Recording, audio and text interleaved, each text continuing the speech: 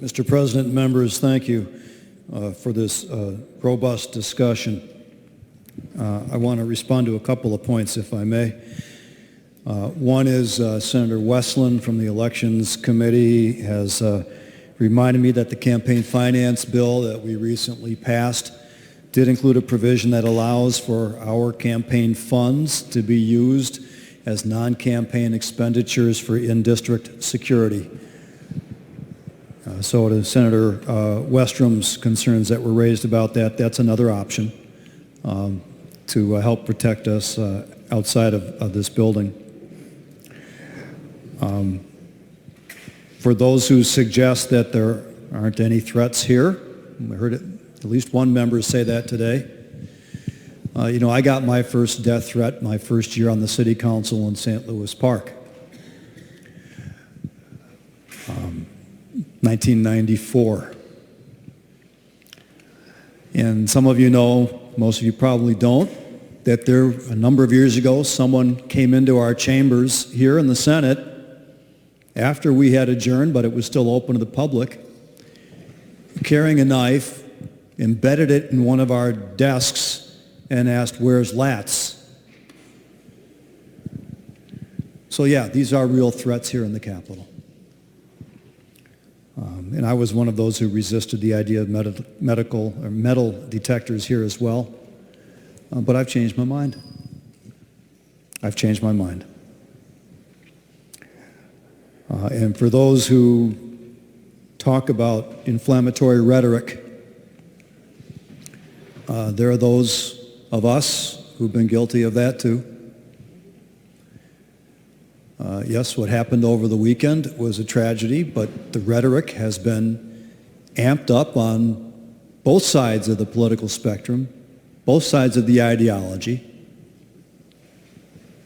not just anti-Trump.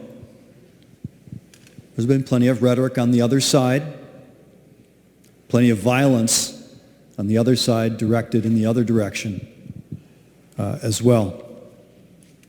And while we may restrain ourselves a bit here on the floor, there are those of us who walk off the floor, go right onto social media, and put on the most vociferous, terrifying rhetoric against other members of this chamber.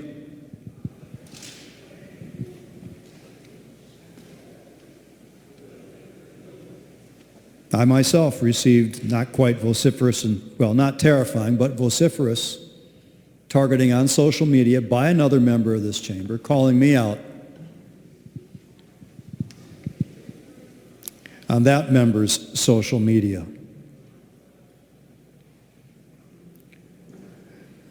But that's not really why this bill is here. This bill is here because in this Capitol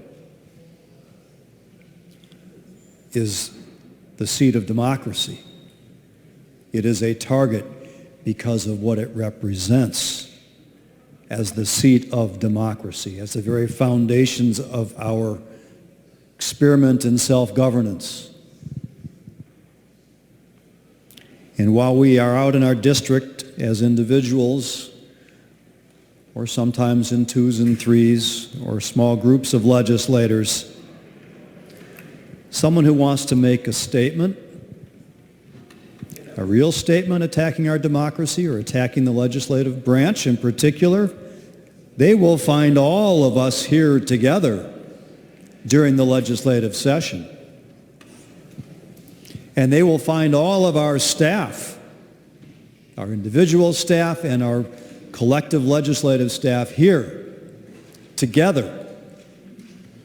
That is why this is a particularly important target and has a particularly heightened need for protection. And while we will all agree that our children in our schools need protection as well, there will be other opportunities this legislative session for us to vote to help increase security and protection in our schools. But that doesn't mean that we shouldn't take the steps to protect our democracy. to make this legislative branch function safely and without fear, to protect the governor's staff and the attorney general's staff when we're all working together out of this same building. So this isn't about us as individuals as much as it is about what we represent, what we symbolize as the seat of democracy. And for the courts, it's not as much about those individuals either, but it's about what they symbolize. Justice.